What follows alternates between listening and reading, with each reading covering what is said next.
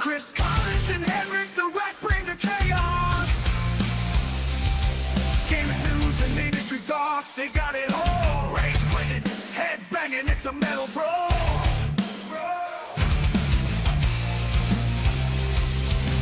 Mental meltdown, gaming in flames. Chris and HenricK bringing the thunderous rage. Video games and viral content, better games, ripping through pixels, the ultimate game to get away.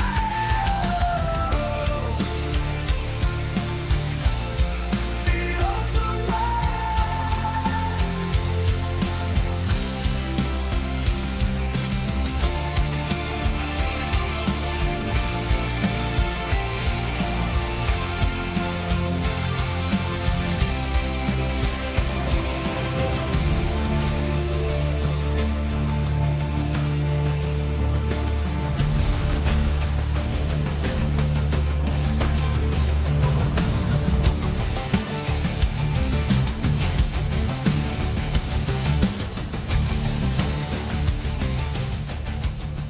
Rave over, I'm feeling the rage. Chris Collins and HenricK on the stage, talking gaming news, industry that can't escape. We're reviewing video games, no need to debate. They bring the heat, spitting truth non-stop with fiery words. They're ready to drop, making waves in the world of video games. Collins and HenricK, they don't play no games. From console wars to DLC scams, they expose it all, making sure no one jams. The audience fired up, ready to explode. When rage quits on, you know it's a code.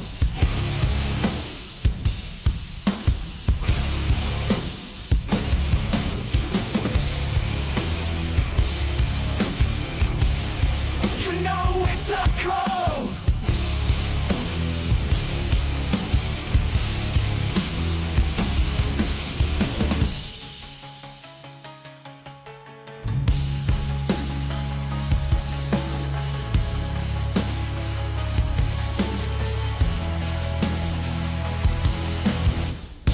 When rage quits on, you know it's a code.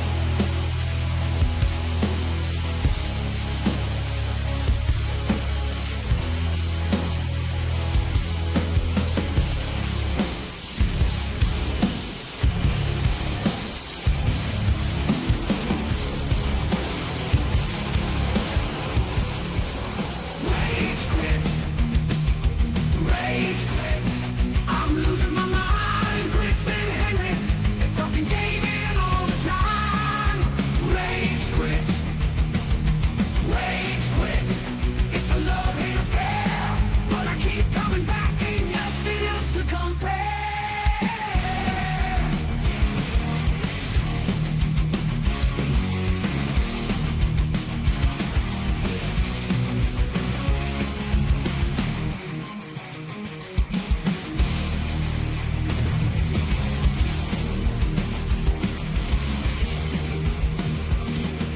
Rage quit.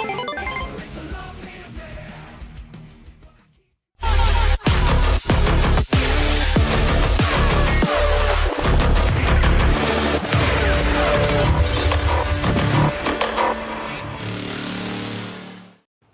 What's raging, gamers? Welcome to Rage Quit Video Game Talk Show. As you can see, the homeboy HenricK the Wreck won't be able to make it for today's show. It's not like he fell in a manhole or anything. Sometimes things pop up in this real world, right? It's real world responsibilities. But if he can make it for today's live show, trust me, I know he is racing to the wire to try to make things happen. But that doesn't stop us from always tuning in live every Wednesday night at 6 p.m. Pacific Standard Time. And you, the gamers, without your support and love, this show would not be possible. So we can't thank you all for always tuning in, whether it is on YouTube, Meta, or Twitch. And for anybody that hasn't hit the notification bell, what are you waiting for? Go ahead, scan the QR code. That will lead you directly to my YouTube channel. And we also want to show some love to HenricK the Wreck. He puts in lots of hours prepping, getting ready, always loving to inform you, the listening audience,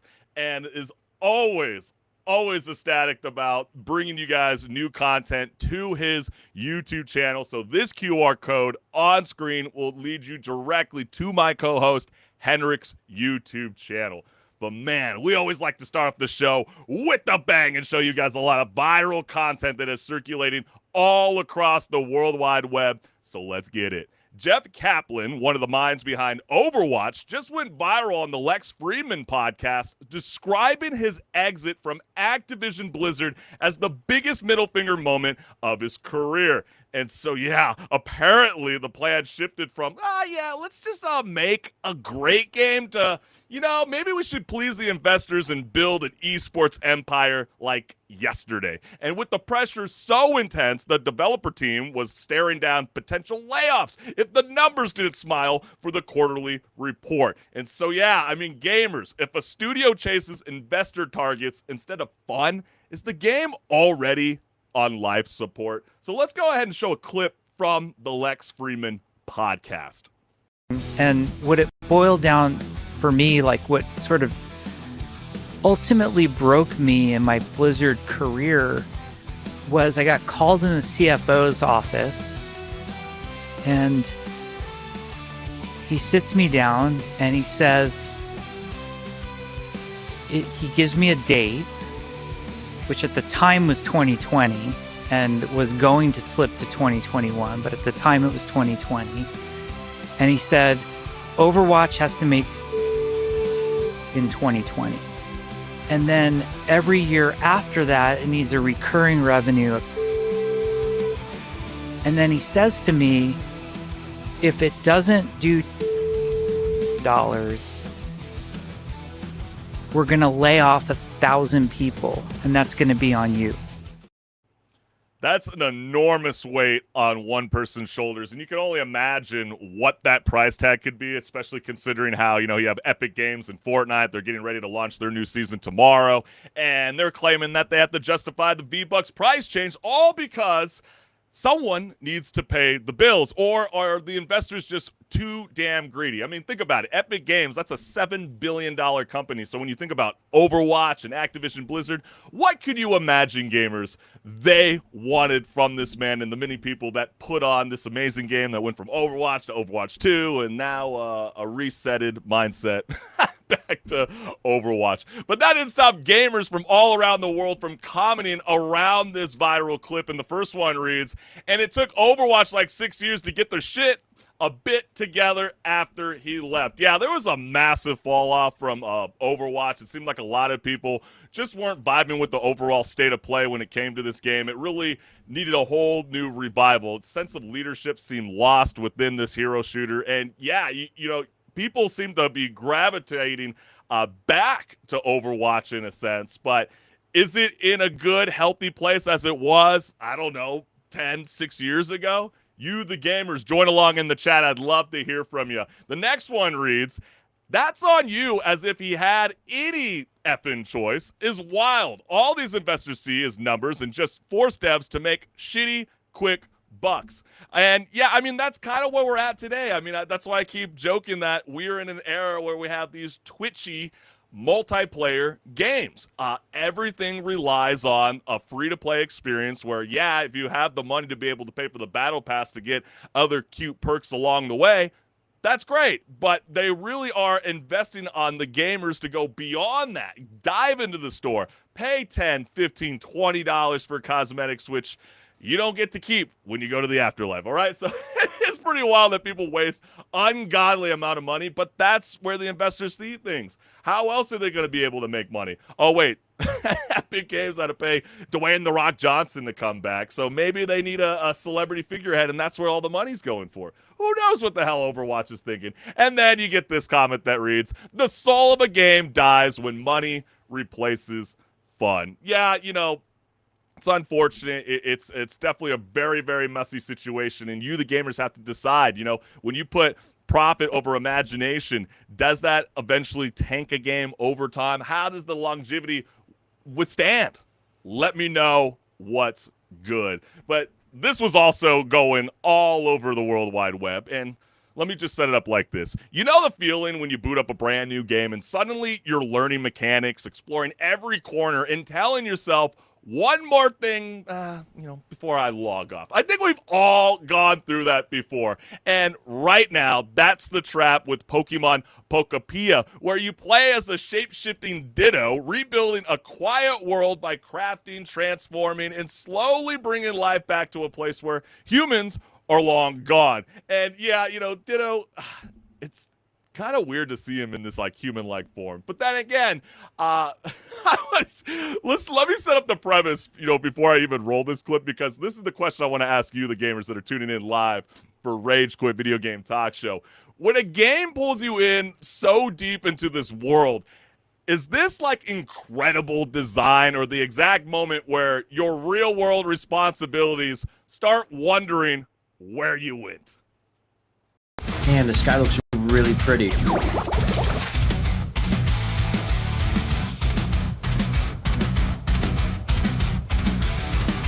I just stayed up all night playing Pokemon.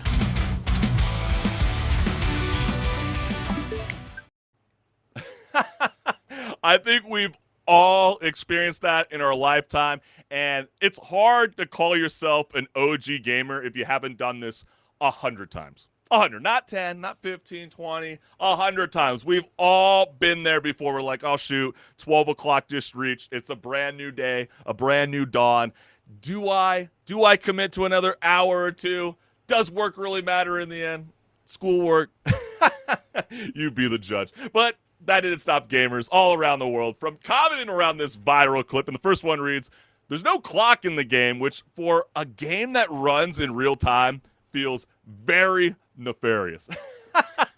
Yeah, that is actually kind of funny when, but then again, those are the kind of things that I think are kind of special where there's not so much UI all over the screen as you are delving into this gameplay. I think that's why some people even really like the realism that even Arc Raiders brings, because there's no hit points that are going off every time you're getting a bullet in on your enemy. There's, it really just kind of immerses you into that kind of experience. And I think that's what a great game does. Gets you lost in the moment. And clearly, something that was quite a gamble for Pokemon is being beloved by many gamers around the world, giving, quite a Minecraft, copy paste, I would say. But hey, if people are vibing with it, cool on you, the gamers. And then you also get comments like this: "The moment of realization on your face is sending me."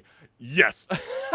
I feel like as if he saw the sun for like the first time. That was the image that is still scarred in my cranium. And last, I think I just realized something. When he made a comment on the sky, it probably reflected the sky in real time, which is what prompted him to look out the window.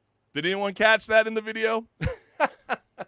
Might have to watch it after the live stream ends. Yeah, Pokemon Pokopia is blowing up right now in the gaming world. Well, talk about, online experiences. One gamer jumped into a match of Marathon expecting the usual chaos, strangers yelling in proximity chat, someone looting too slow, and everybody pretending they're the tactical genius of the squad. And then, you get this extraction shooter that comes around, and then the gaming universe kind of decides to roll its dice in a sense, and then something weirdly wholesome happens in the middle of all that noise. And so before we roll the clip, gamers, here's the question for you. With millions of players out there, what are the odds that the random voice in your headset isn't random at all? Let's go ahead and take a look at this clip. Nathan? Don't ever call me Nathan in your life. It's James. Do you mean James from high school? Yeah. Is that you? Yes, I'm not joking. Bro, come out here. I'm not... Where are you? Are you... I'm upstairs. Bro, I have goosebumps. Me too.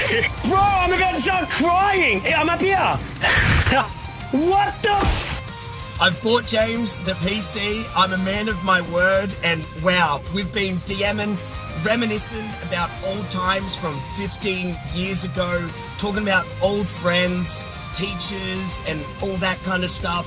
To give a little bit of backdrop, he was my best friend throughout high school. Isn't that incredible? Or a little spooky in the end? Is that a little dystopian? I mean, yeah, the marathon is giving that vibes very clearly on screen, but are you cool with that? I mean, yeah, it's cool that they linked up through video games, and yeah, I have friends of mine that have linked up with other gamer buddies across the country and become best friends over time, but like this, that's kind of wild. Really, really wild. And, you know, further diving into it, what's wild is Nathan is clearly like somewhere in like Europe, and then I believe, but I know James, he further explained, is somewhere living in Japan. So the fact that they just happen to be in the same lobby at the same time, that is truly remarkable, or spooky again. But then you also get comments that read, the look on his face when he said James, like, yeah, he wasn't quite like, first time he's like, don't ever call me Nathan. You would think that would have like triggered him. But the fact that when he said James, like, wait, what? I mean, that's gotta be like very, very, like, I don't know how I would feel. It's like very surreal in a sense. It's like, are you docking me? Like, what is going on? And then you also get comments that read, the algorithm brought them together, but life kept them apart for a reason. Yeah, I think you're getting a little too deep with this. I don't think it's that serious, okay? And then you also get, during Modern Warfare 2 2009, I got in a lobby with the guy who had my area code, very small town, as his clan tag. Turns out he was 4 houses down the road from me and was my neighbor. We still game from time to time. Thank you for sharing. 2,000 people clearly like this. Don't think that's a smart idea. Don't do that. Don't do that, gamers. Like, never, ever, ever put your zip code. Cool that they linked up. Kind of a wild thing, but like, that just, no. That's, what do you think? That's a little strange, right? Let me know what's good. But for all the gamers that are tuning in live to Rage Quit Video Game Talk Show, I can't thank you, the gamers, for always tuning in live, and your voice counts. I want to hear from you wherever you're tuning in from Meta, YouTube, or Twitch. Join the chat box. Let me know if I'm saying something that is completely like slanderous. Like, what do you mean? You hate my hot take? Or if you were agreeing and you want to add some more context, that's something that maybe I'm missing to the conversation. I'd love to hear from you, the gamers. And also, we just want to take another moment to just shout out the QR code. Hit the notification bell so you never miss a live show. This QR code will lead you directly to my YouTube channel, including the wonderful co-host HenricK, which has had to step out from the show for the meantime, but he is truly, truly hating himself right now. I know he wants to be here right now, but we're going to still show him some love. Go ahead, guys. Come on. What are you waiting for? If you haven't subscribed to HenricK, do us all a favor. He's got amazing content constantly building up on his end, and show him some love. But you guys, if you are a fan of the show, you know what time it is. We are ready to rock and roll, and we're going to be diving into Pause or Repeat. And man, I think we got the next Left 4 Dead in the year 2026.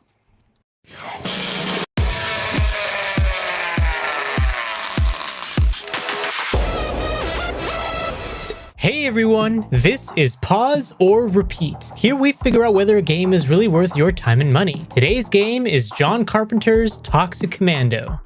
Toxic Commando is trying to fulfill your craving for a 4-player co-op horde shooter. You're thrust into a post-apocalyptic world where a failed experiment has let the sludge god loose upon the world. Now it's up to you and 3 others to take up the reins as the only opposing force. However, with the whole world infected, it's the 4 of you against endless waves of zombies. So now you must pick, who will you play? And the question still stands, pause or repeat?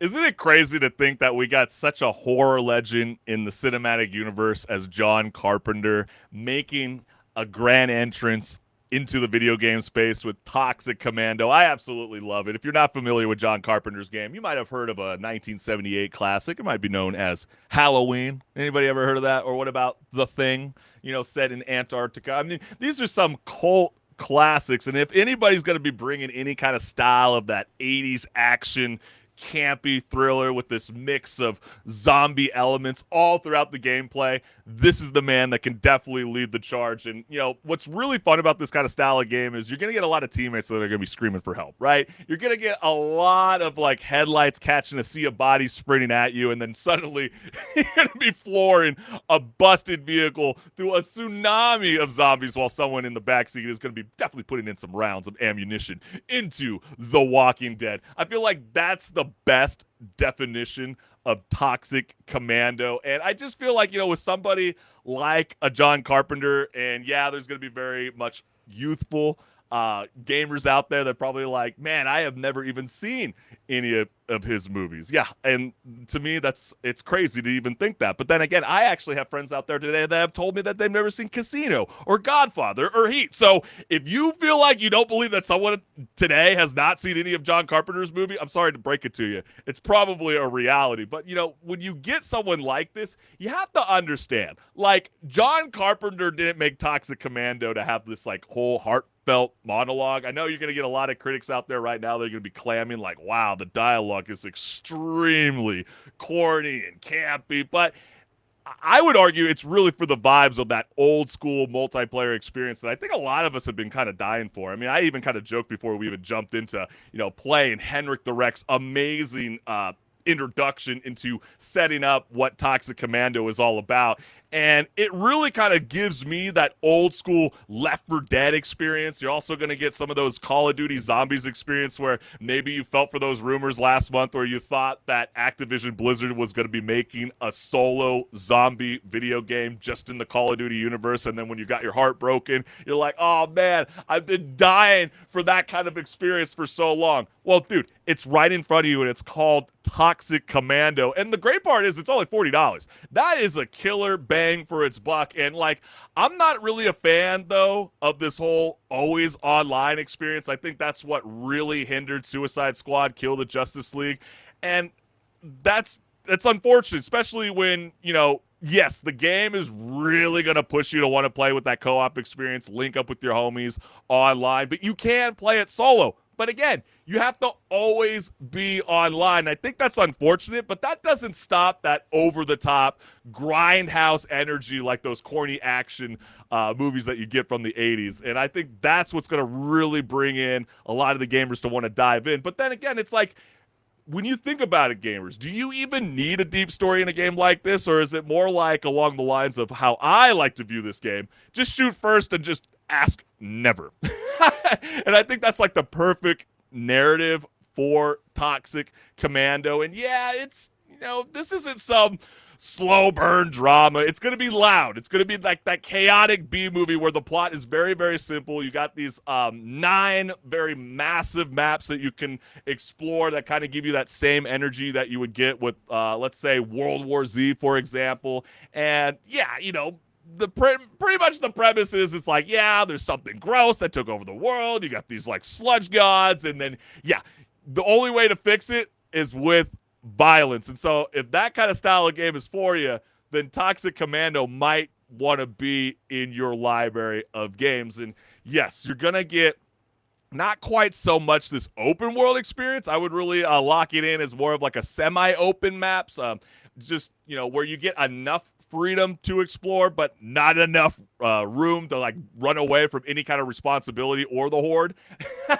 And when you're in those 4-player squads, you have to kind of ask yourself, are you actually playing your role, or are you just doing whatever keeps you alive the longest? And, you start to think about some of the elements that are in the game. Yeah, you get to play as guys like Wyatt or Duke, where they have the strike class, or you have, the defender and the operator. And I think those are the kind of things that bring that fun element to this kind of style of game, that brings that replayability factor to John Carpenter's game, because you can build upon the skill tree. You can progress with your weapons. You can build upon the cosmetics. You get a shit ton of vehicles to play in game, and there's a lot of really, really cool experiences all throughout it. And I feel like, some of the more memorable moments is when you finally get your hands on some of the more higher tier gear in the game, such as the railgun, which definitely stands out. It's definitely can, penetrate, zombies in a single shot. And then you get those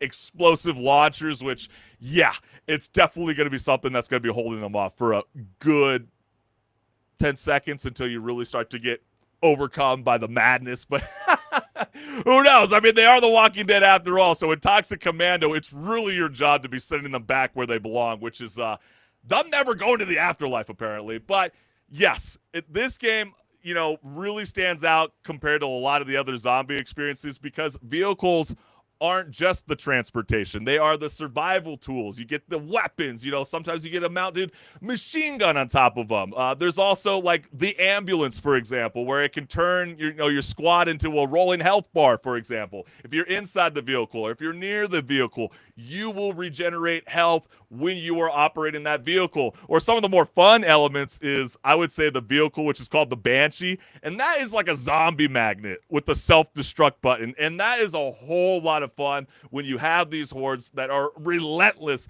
And yes, players might find the Maverick as well to be a fan favorite because, again, you want to collaborate and co-op with your buddies and keep the communication alive while you're in this environment. And I think it's going to be a fan favorite because of the mounted machine gun, including, the winch, which is really, really cool. You can basically hitch on to different terrains all across the map where you can open up containers. You can get yourself out of a tricky situation with your vehicle. And yes, you're going to have to deal with a little bit of fuel management. I think that kind of heightens the level of intensity that is building around this world. And yeah, people that really kind of miss the days of Days Gone, you're going to get a little bit of that experience, and you're going to get the same people that built upon some amazing games of recent years, like Space Marine 2. People really love that whole idea where there's just that swarm of enemy presence, and that's some of the game engine that is running within this style of game, which is a freaking blast. And yeah,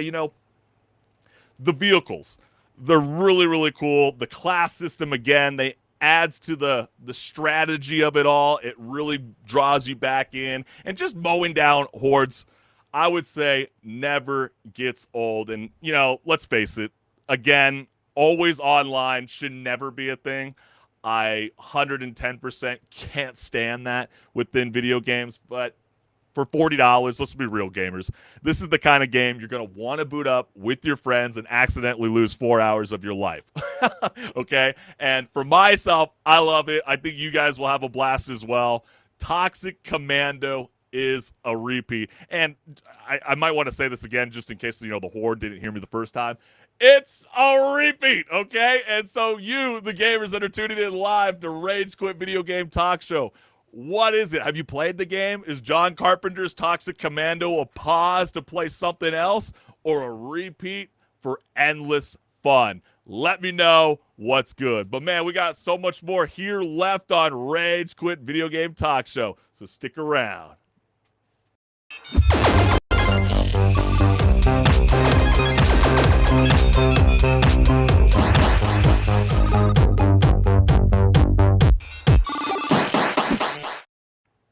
What's good, listeners? Welcome to Patch Notes, where I will be discussing gaming news, industry talk, and so much more. Let's get it. Nvidia just rolled out the DLSS 5 and is calling it the GPT moment for graphics, which is a bold way of saying your GPU is now less of a floppy disk and more of a digital art director repainting the scene while you play. And yeah, as you can see on screen, what started out in 2018, as some of you are like, okay, Chris, you're speaking a little too fast.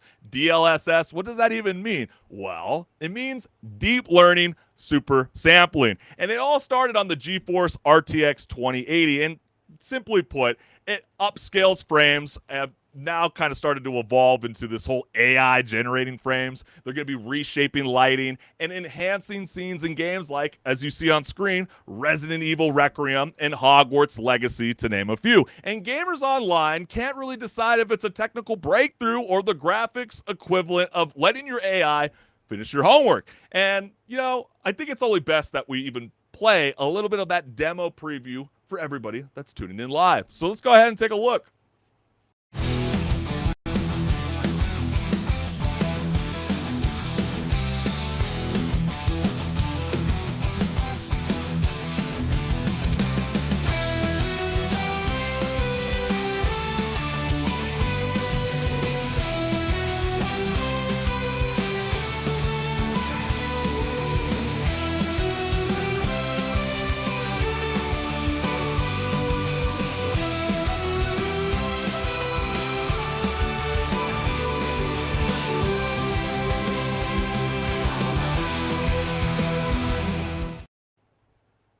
So yeah, you're definitely getting quite the retouch of a lot of previous work that has been developed from the artist that's now going to be enhanced a little bit with an AI filter, and that's really kind of up to you, the gamers. Where I want to set it up, before we start checking out some of the reactions that have been circulating all across the World Wide Web around DLS 5 from Nvidia. And it's simply put, when AI starts repainting your game in real time, is it the future of graphics or an insult to the artist whose work is being altered on the fly? And so let's go ahead and dive into the comments, because the first one reads, DLS 5. Okay, this is kind of funny to me, because it's like, it feels like everybody was starting to fall in love with a lot of, video game adaptations all over again when it comes to movies and television. And then you start seeing some of the casting choices when it came to the HBO's The Last of Us, and now Amazon's Prime, The God of War. You can't help but laugh. Like, some people really, truly feel like, look on screen. Is that not enough photorealism for you? There's other ones that come to mind where I would be quite shocked that a studio would even allow like a DLSS 5 to even alter their gameplay. Would be Death Stranding 2. Like, think about it. That is some of the most amazing, groundbreaking advancements that we've seen in video games in a long, long time. It's incredibly spooky how realistic Norman Reedus looks like on screen. And so, yeah, when you start to see stuff like this, or like I've seen where people make fun of, Grace Ashcroft looking like, Kick Streamer, XQC. Yeah, it's definitely very, very funny. But, you look at this and you also have to think too, like, I think we've all seen cosplayers at like TwitchCon or different events that do such amazing renditions of a lot of these, of our favorite characters for everyone to see, that do a lot better job than some of the movies and television are bringing for us. And so, yeah, what do you think, gamers? But then you also get this. I'm torn between thinking we've entered a mass psychosis where no tech company realizes how much massively worse this all looks, and thinking they're all 100% aware, but have to keep churning this garbage as the only economic engine left, no matter the reputational cost. And I know Todd Howard, out of all the people, was getting the biggest slander online because he was really kind of pushing how he was excited about the PlayStation 5 finally getting the experience, the whole Starfield experience. And then he was like, listen, guys, like, we're going to be bringing this new technology to all you guys. We're going to even enhance what we've already brought to the galaxy, which is Starfield. And I feel like some people have been a little bit hyper critical around this whole situation. I feel like some of these images look really, really cool, but then again, like, when you look at like Hogwarts Legacy, for example, like, that guy is supposed to be 15 years old. So like, the AI filter kind of alters people's faces in a sense where it looks uncanny. And I think that's where Nvidia's kind of stepped in and tried to clarify with some gamers. It's like, no. It's not like we're just completely repainting everything from scratch. This is an approval with the studios in mind. So the studio has to have somewhat of an approval for what they're changing on screen. But some people feel like some of the lighting on these characters don't really come across realistic. It's almost like someone got a squirt bottle and started spraying water on him and then got like a studio light and started shining it on their face. But then you also get comments that read, hey, Capcom, I made this for you as a reminder. Grace Ashcroft, disgrace AI slop. And so, yeah, people are definitely not vibing with the idea that even Capcom would even want to embrace this kind of technology. Maybe not enough people are giving Capcom enough crap where they are selling off 10% of their company to the Saudis. That might be something that maybe you might want to put your thought and energy towards, because if there's anybody in that PIF fund that is really kind of starting to embrace this whole AI push, it is them, fam, okay? So this is kind of where we're going. And I think, too, again, like, if you don't like what the filter is bringing to your gameplay experience, it's as simple as just turning it off. So is that something alone that would turn you off from even playing the game? I don't think so. So I think this whole idea, it's easy to jump on the train where you can come up with a lot of very funny, creative memes to really start trashing the overall experience that Nvidia is trying to push for all PC gamers and gamers all around the world. And then you also get, this with this photo with the side-by-side of the DLS off and DLS on, where in Chinese we have an idiom adding legs to a painting of a snake, which refers to when someone adds an unnecessary embellishments to a piece of work that deviates from the original intent, thus ruining it in the process. And so I guess that what the real question is, like, how much is too much? And I feel like what gamers are truly expressing is, does the promise of the perfect visuals outweigh the fear of losing the human touch in art? And I have to kind of laugh, too, because, there were a lot of memes out there that would make it seem like, even like Todd Howard, for example, they'd show a picture of him when he was announcing the DLSS 5, and then they would make it look like he looks like he's, let's say, RuPaul drag queen, for example. I don't think that's what this AI filter is going to be bringing. I think some people are getting a little too over enthusiastic and too much on the hate wagon when it comes to AI, because let's face it, it's not going away anytime soon. It's in the script writing phase. It's in gathering assets behind the scenes. I mean, shoot, Larian Studios is even developing their own next video game, centered around bringing the AI elements, when at first they were like, we weren't going to embrace it. Then they backtracked, and then they had to do a Reddit forum just to kind of try to explain themselves. I feel like it's enough where these studios don't even have to explain anymore. Like, even Todd Howard having to go on the whole defense wagon and be like, hey, listen, look, like, I feel like maybe we were in the wrong to speak out how excited we are, and we want to hear from you, the gamers, first. Nah, like, it's just a showcase. It's going to drop sometime later in fall, and then all of us could be the judge. If it really starts ruining some of the gameplay, so face it. But then again, I think what's also important too is Nvidia's not really being straightforward with this whole groundbreaking experience too, because in that demo preview, they were having two RTX 5080s running at the same time. 50, you know what I mean? So that is just insane to think that, like, we can't even get our hands on a lot of these kind of graphic drivers. RAM's going up, GPU, solid state drives. And so, yeah, this might sound groundbreaking, but not all of us are going to be able to have this kind of accessibility anytime soon. And so, tell me, gamers, like, whether you love it or hate it, does AI enhanced graphics make the game more exciting or just feel different?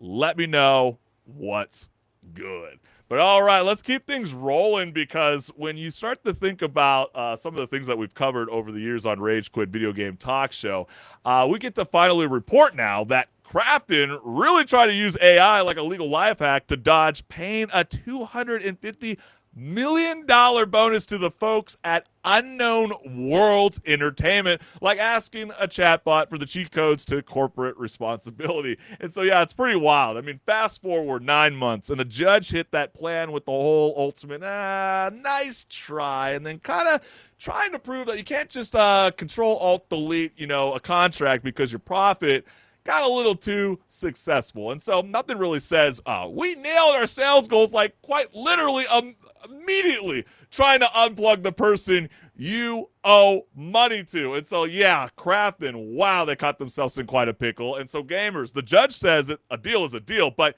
if the working relationship is clearly broken, what matters more in the end? Like honoring contracts or saving the project? And so let's go ahead and dive in and see what gamers are saying all around the world with the following. And the first one reads, it's funny how much worse it is to be accused of using ChatGPT to try and cheat people than just cheating. You're not even competent enough to steal on your own. And yeah, that is kind of wild to think. And then it also held you up in court. It also reminds me of that crazed lunatic, the college football player that killed his girlfriend, and then he went on ChatGPT to try to be like, how do you clean up your wrongs? Like, holy cow, are people really that stupid? Are people really that stupid where they think that, like, what you type into these prompts is not going to be seen from anybody else? Be careful. I mean, but it also is that same joke, or not so much of a joke, but it's that understanding where trade schools are sort of in now. There are these conversations where, are we rethinking how we approach lawyers and attorneys? all across the nation. Sometimes you have to pay $500 an hour just to be able to kind of speak about a certain matter that's a litigation or not. And, you start to wonder whether a Chat GPT, a Claude, or Grok, for example, whether these can bring you some of those legal information that you might have never had the tools in the bag to acquire in the beginning. And so you're going to start to see plumbers and technicians and auto mechanics start to be paid more, or the demand's going to be higher because there's going to be less bodies on the ground for these kind of style of things. And so, yeah, the fact that this guy, again, CEO, trying to get out of paying $250 million bonus to basically sabotage these guys for, again, it's amazing how ballooned the cost of game development has occurred over the last decade. Let's just put it that way. And we also get a comment that reads, we should all show up and play it. Let the devs bring home the bag. And yeah, I mean, that's definitely one way to view it. But again, we covered this a couple seasons back, and get this, gamers, if you're not aware, following the reinstatement of CEO Ted Gill, Subnautica 2 is now having to target a May 2026 early access release. So if you put that into perspective, Unknown Worlds now has really only 4-month window between the May launch and the September deadline to reach their end goal. And if they do reach their bonus objective, which is acquiring the $250 million bonus, do you guys realize how this money is being allocated to the rest of the 40 staff members that have brought Subnautica 2 closer to the early access? It's insane. $225 million is earmarked for the founders. That is Ted Gill, Charlie Cleveland, and Max McGuire, based on these performance milestones. And while the remaining $25 million, which is only 10% of the employee share, is set to be distributed among the roughly 40 long-term studio staff members. Does that sound fair to you, gamers? Does that really sound like a win in the end? I mean, I'm kind of shocked why the Delaware judge didn't really kind of step in and try to help some of the people that have had to reallocate their work, their time somewhere else, and then all of a sudden you're going to have to try to convince everybody to try to revive a sinking ship. And then you also have Krafton, who have brought other people in to try to build upon what they started. This just seems like a really convoluted, very messy submarine that's about to implode, if you know what I mean. This doesn't seem very successful, I truly believe. But then you also get comments that read, what I didn't expect. Krafton breached the EPA by terminating the key employees without valid cause and by improperly seizing operational control of Unknown Worlds. Judge extended the period for earning a $250 million payout. But again, guys, remember, Krafton alleged that Charlie Cleveland, Subnautica's director, and Max McGuire had checked out from making Subnautica 2, and they were actually using their time, instead of making the game development better, by pursuing, oh wait, weren't we just clowning the Krafton CEO for using ChatGPT to try to get out of the legal findings to pay these guys a $250 million bonus? Well, get this. These guys have their own AI film studio that they have been creating, and they've been using their time and resources during that development process to learn how to produce movies using AI tools. If you don't believe me, it's called Nutmeg and Mistletoes. It's incredible to think that the whole movie is all AI generated. I think the only thing that's not is the voiceover casting, and they wanted to get that elf environment, and they truly believe that is where the future of cinema is going. And maybe it is. I mean, before I even jumped on, I just literally saw a trailer of an AI version of Val Kilmer on screen. Okay? This is where we're going, gamers. It's wild thing to even think of. And then last, the real survival game was happening in the courtroom.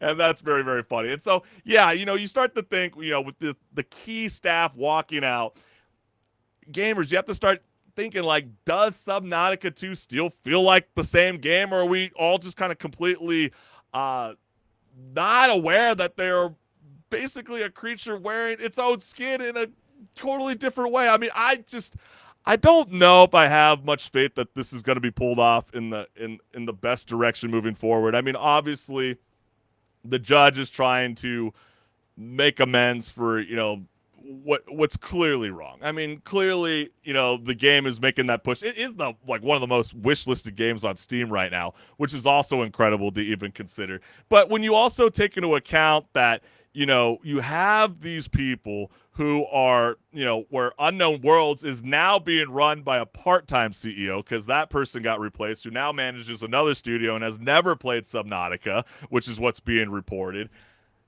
You just have to wonder. I'm starting to lose faith, but I'm starting to wonder how you guys feel. And in the end, if your studio is now run by a part-time CEO who's never even played the game, is that leadership, or is someone just holding the controller upside down? And that's for you, the gamers, to decide. And let me know what's good. But let's keep things rolling on Rage Quit Video Game Talk Show, because just a quick show of hands for anybody that's out there. When's the last time anyone's actually read a terms of service before even jumping into a video game? I'm going to bet never, because they're starting to circulate all over again, and that is because everybody was running around trying to chase Pikachu and Pokemon Go. 500 million players were also scanning parks, streets, and buildings, quietly helping Niantic build a massive real-world visual map that's now helping delivery robots from Coco learn how to navigate, as you can see, cities. It's pretty insane to think, this whole AR reality that we are starting to see, this augmented reality. And so now that are you guys suddenly a little more hesitant about AR games, or is that just the way the world we live in now is, especially with that era that we are now in the Ray-Ban Meta smart glasses era? And so maybe this is the thing. We can't what can we do? It's insane. Well, we get tweets like this. Niantic, launch Pokemon Go, 500 million players, scan real-world places while playing. Scans turn into 30 billion geotag images. Niantic builds a 3D map of the world. Robots and AR apps use it to navigate within centimeters without GPS. This is actually insane. And there's no real report that they actually have 30 billion frames. Maybe it's, think about it. If they're filming 30 frames per second, that's where, it starts to be a little bit more believable. 30 billion, it's like, wow. It's just insane to think that, Niantic, that's now changed to Niantic Spatial, is using this. And, people online are going to be like, hey, this hasn't been a secret for so long. But it's, okay, forget about that. It's the fact that, this is kind of where we're going when it comes to opening up the camera on your phone, bringing the real-world environments into your gameplay.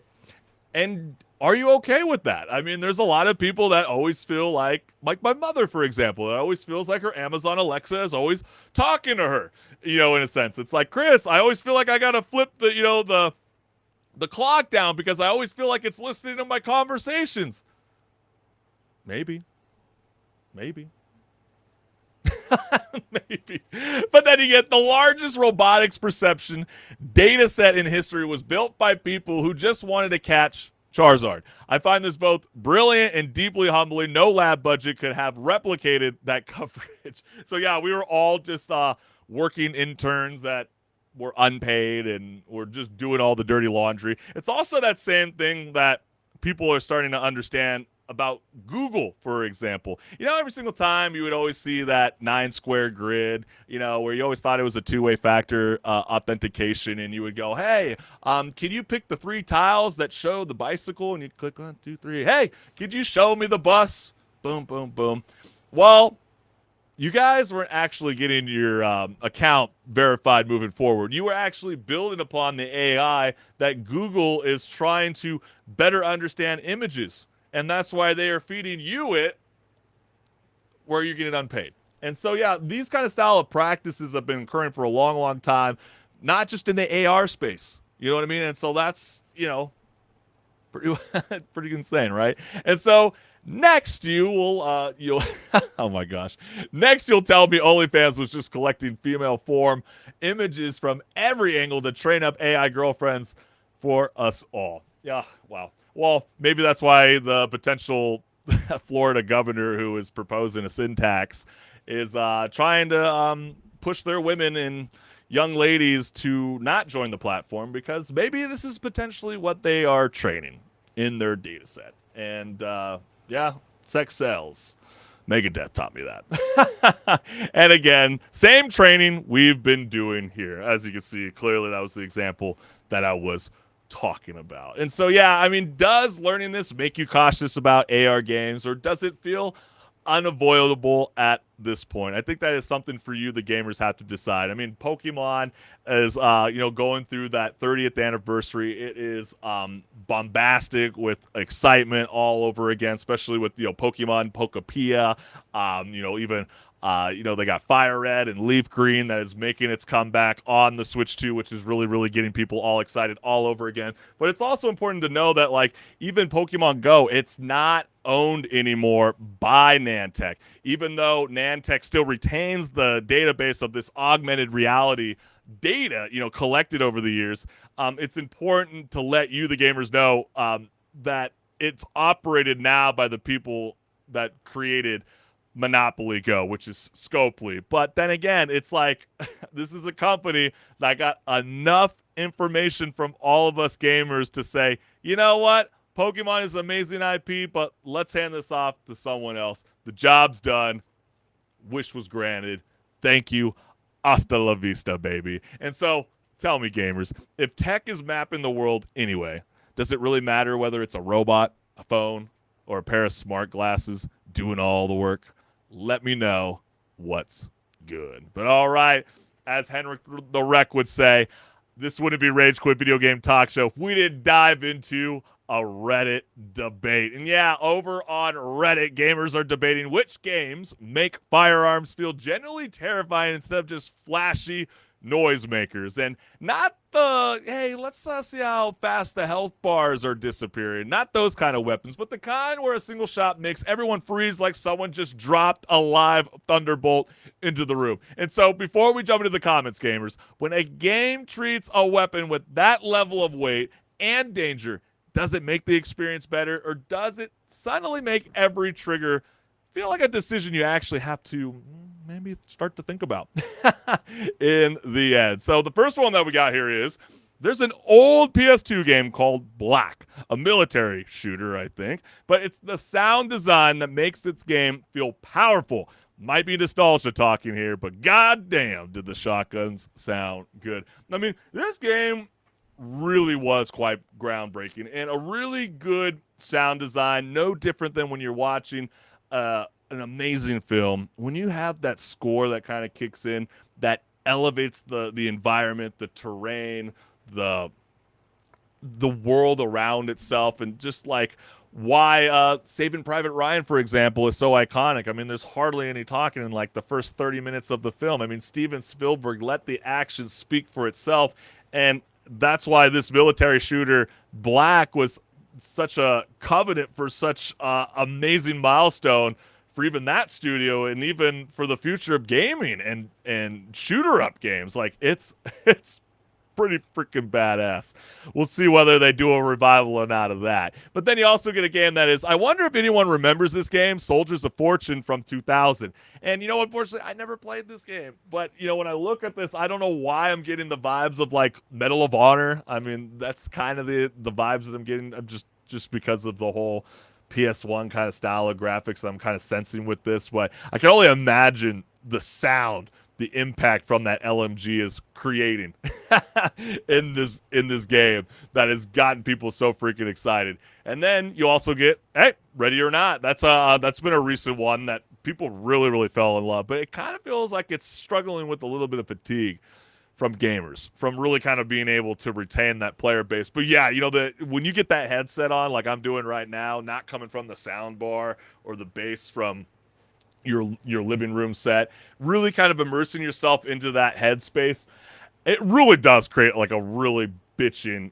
gunplay experience. And then you get the original Fear. Fear is a cult classic. It's kind of a shame why they haven't really retouched on this franchise before. I think what would really get people excited all over again is if maybe they did a TV series adaptation, and if that became successful and that got enough people to get excited and maybe kind of convince the youth that have no idea what Fear was all about to get excited for this, maybe they might just listen to us gamers, the OGs out there, and they might go, you know what?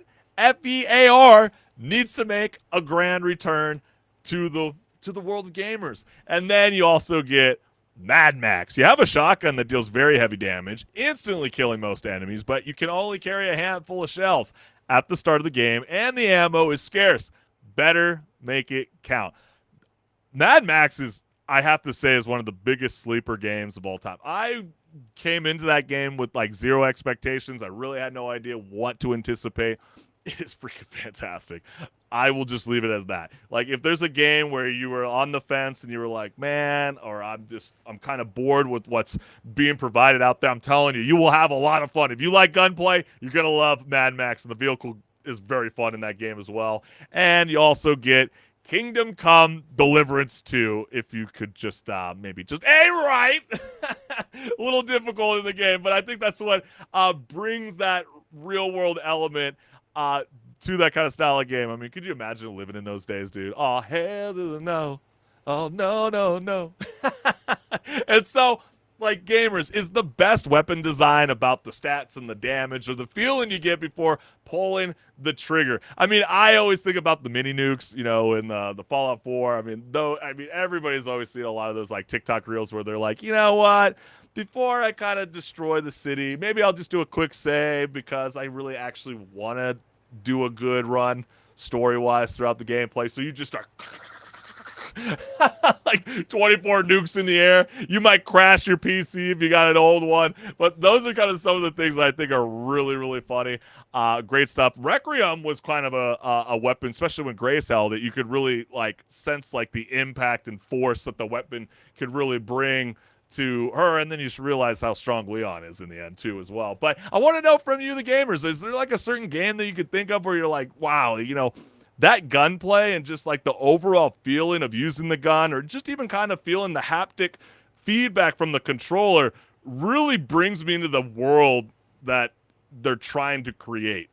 Let us know what's good. But man, I can't thank you all for tuning in to Rage Quit Video Game Talk Show, and for always tuning in live every Wednesday night at 6 p.m. Pacific Standard Time, because without your support, gamers, this show would not be possible. And we're always on YouTube, Twitch, and Meta. And we also want to give just the last shout out to the YouTube channel. So this is my QR code. This will lead you directly to my channel. Go ahead and hit the notification bell so you never miss a live show. We'll let you know 5 minutes before we are about to jump on air. So it's always a really, really cool gadget to abuse. So hit that button, including the homeboy HenricK. I know he is dreading the feeling of not being able to join this live show, but he has it for me. I've been seeing the text. He's like, dude, you're doing a killer job. Thank you, HenricK, for, you know, always giving the positive energy. But he loves you guys. He misses you all. He's going to be ready. He's going to bring the fuel, bring the fire, and he's going to bring that same energy he always does on a weekly basis on next week's show. But for now, you, the gamers, guys, girls, have some fun out there. Link up online, play lots of gaming, and we'll see you next week, fam.